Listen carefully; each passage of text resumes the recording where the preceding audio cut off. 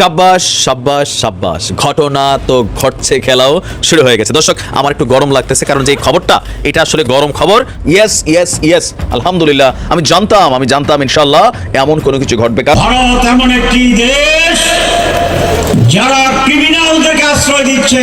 এবার যুক্তরাষ্ট্রের মাটি থেকে বাংলাদেশের জামায়াতে ইসলামীর একজন শীর্ষ নেতা ভারতের বিরুদ্ধে সরাসরি যুদ্ধের ঘোষণা দিয়েছে, যা রীতিমতো আলোচনার কেন্দ্রবিন্দুতে পরিণত হয়েছে। একটা বিপ্লবী সরকার ক্ষমতায় থাকলে ইন্ডিয়াতে মাতারি দলের যে নেতাগুলা লুকাইছে সেগুলোকে গেটি ধরে নিয়ে আসতো। আইকম্যানকে যেভাবে ইসরায়েল ধরে আনিছিল সেইভাবে হাসিনা ভাবিছে 1971 যেমন করে করেছিল তেমন করে আবার ফিরে আসবে। কিন্তু 1971 আবার করতে হলে দুইটা কন্ডিশন আছে। হাসিনাকে পাকিস্তানের জেলে পাঠাতে হবে, আর ইন্ডিয়াকে সরাসরি সামরিক অভিযান করতে হবে বাংলাদেশে।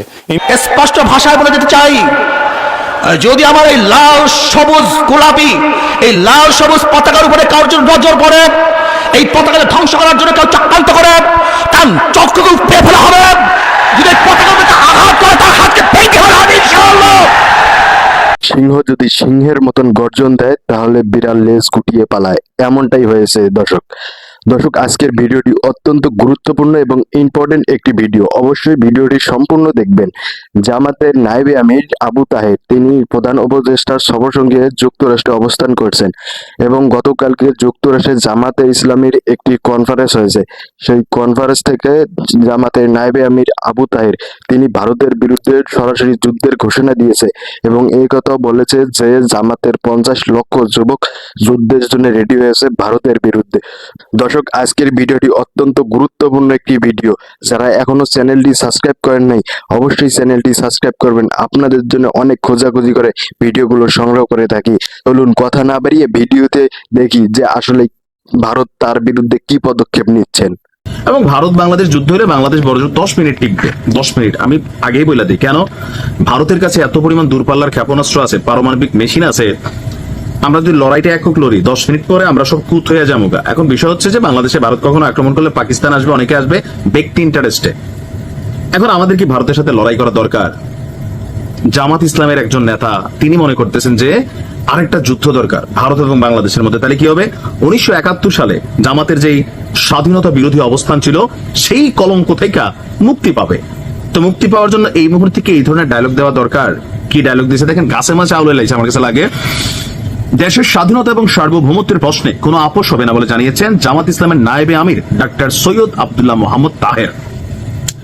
তিনি বলছেন যে ভারতের সঙ্গে যুদ্ধের প্রসঙ্গ তুলে তিনি বলছেন, আমাদের কমপক্ষে 50 লাখ যুবক ভারতের বিরুদ্ধে স্বাধীনতার যুদ্ধ করবে। তার মানে কি টিম রেডি নাকি আগামীতে তৈরি করবেন? আপনি যখন এত বড় দায়িত্বশীল একটা জায়গা থেকে এই কথা বলতেছেন, তাহের ভাই আপনি আমার কুমিল্লার মানুষ, স্বাভাবিকভাবে ভারত বিষয়টাকে হালকা নিবে না। এমনি টেনশন আছে জাকসুতে শিবিরের বিজয়ে।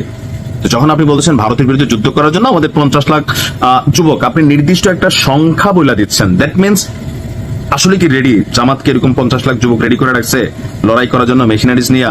মানে কি নিয়ে লড়াই করবেন? লাঠি চোটা বা এলএমজি একনালা বন্দুক, মানে কি নিয়ে? ভারত এগুলো নিয়ে লড়াই করবে না। এখন কি এগুলো দিয়ে লড়াই হয়?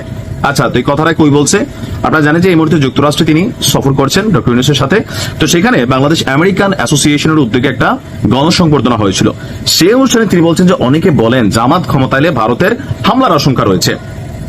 এটা অনেকে বলে, আমি মনে করি না যে ভারত পাগল হয়েছে যে জামাত ক্ষমতা আসলে বাংলাদেশে হামলা করবে। হইতে পারে সম্পর্কে টানাপোড়েন, বাট রাষ্ট্র টু রাষ্ট্র হিসাবে যে জি টু জি, সরকার টু সরকার, এই সম্পর্ক স্বাভাবিক থাকবে, এটা অস্বাভাবিক হবে না। আর জামাতের রাজনীতি স্মার্ট রাজনীতি, তারাও পাগল না যে ভারতের সাথে যুদ্ধ লাগাই দিতে যাবে। তারা সরকারে বৈশা পাকিস্তানের দেশে ঢুকা বেড়াটা বাংলাদেশের মানুষ মাইনা নিবে।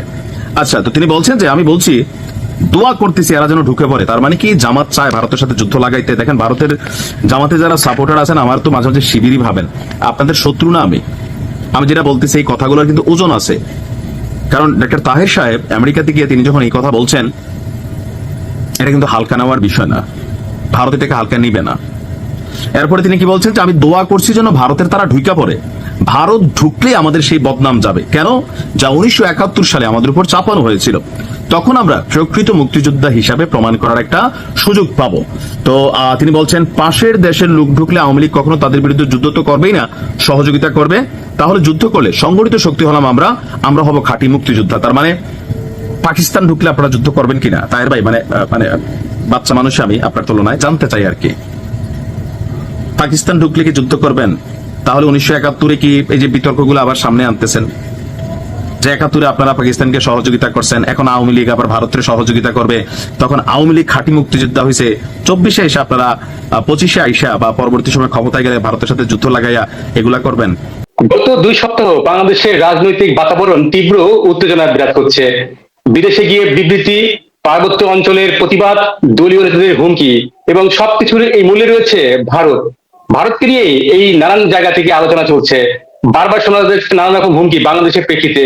এইসব বিষয় নিয়ে কথা বলবো। এই প্রেক্ষিতে ভারতের প্রতিক্রিয়া কেমন হতে পারে সেই ধারণা নেওয়ার চেষ্টা করবো। আজ আমাদের সাথে ভারতের নয়াদিল্লি থেকে যুক্ত হয়েছেন সিনিয়র সাংবাদিক এবং প্রেস ক্লাব অফ ইন্ডিয়ার সভাপতি গৌতম লাহিড়ী। দাদা, আপনাকে নমস্কার জানাচ্ছি এবং পূজার শুভেচ্ছা জানাচ্ছি, শারদীয় দুর্গা পূজার শুভেচ্ছা জানিয়ে আজকের এই আলোচনা শুরু করতে। দাদা, নিশ্চয়ই আপনি ভালো আছেন? মোটামুটি আছি, কিন্তু মানে মোটামুটি এই কারণেই বলছি কারণ গোটা বাংলাদেশ ভালো নেই, সেই কারণে আমি সম্পূর্ণ ভালো নেই। দাদা, ভারত বিষয়ে কয়েকটি ঘটনা ঘটেছে, নিশ্চয়ই আপনি তো নজর রাখেন, সেই বিষয়ে আপনার কাছে জানতে চাইবো, আপনি ব্যাখ্যা দিবেন। যে নিউ ইয়র্কে যারা বাংলাদেশের প্রধান উপদেষ্টা ভারতের বিষয়ে বলেছেন যে শেখ হাসিনা আশ্রয় রাখার জন্য ভারতের সাথে উত্তেজনামূলক সম্পর্ক তৈরি হয়েছে। এরপরে জামাত ইসলামের নেতা বলছেন যে তার 50 লাখ জামাতের কর্মী প্রস্তুত আছে ভারতের সাথে যুদ্ধ করার জন্য। পাশাপাশি আপনি জানেন যে খাগড়াছড়িতে অনাকাঙ্ক্ষিত ঘটনা ঘটছে এবং সেই ঘটনার প্রেক্ষিতে স্বরাষ্ট্র উপদেষ্টা বলেছেন যে এর পিছনে ভারতের ইন্ধন রয়েছে। সবকিছুতে দেখছি ভারতের ইন্ধন। ভারত কেন বাংলাদেশের পিছনে লেগে আছে দাদা?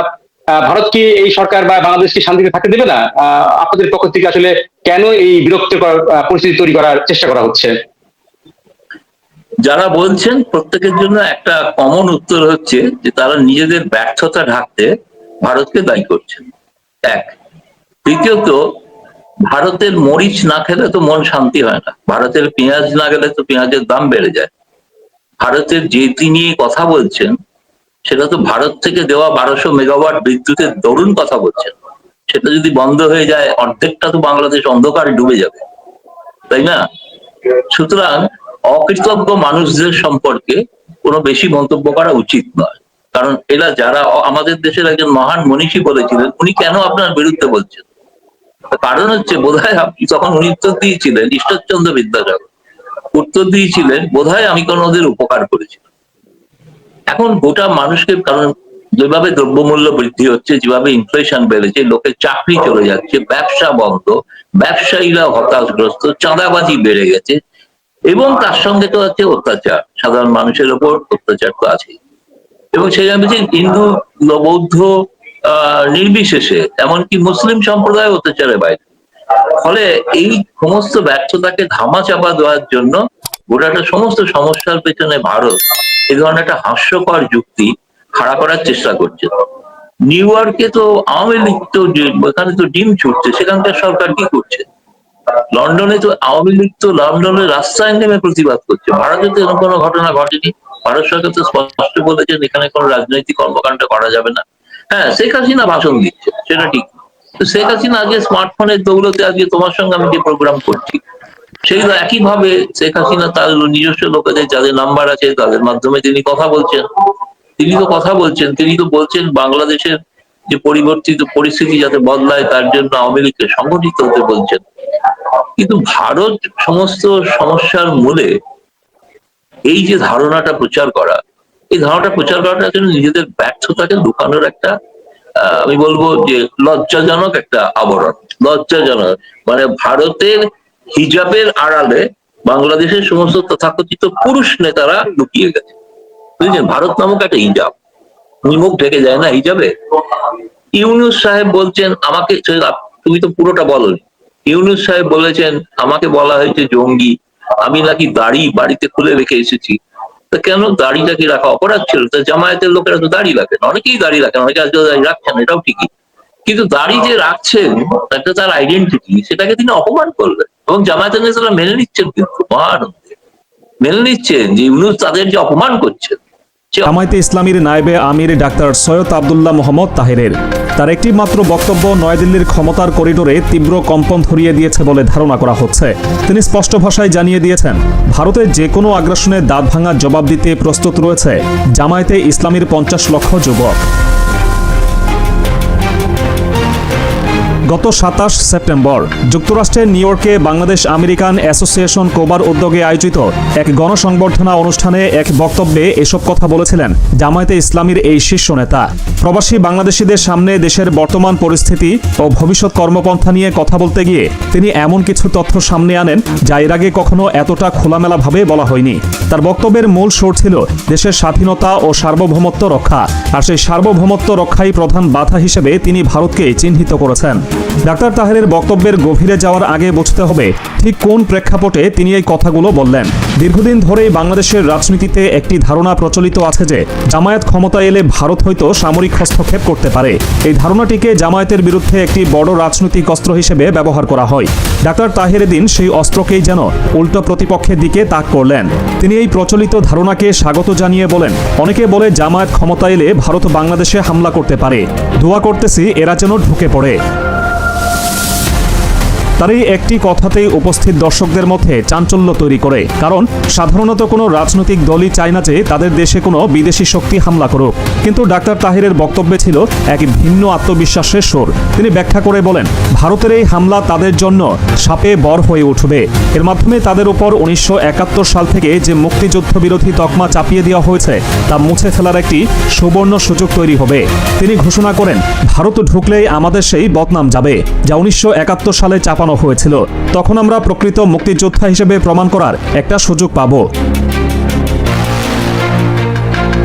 এখানেই শেষ নয়, ডাক্তার তাহের শুধু সুযোগের কথাই বলেননি, তিনি সুযোগকে কাজে লাগানোর জন্য তাদের প্রস্তুতির কথাও জানিয়েছেন।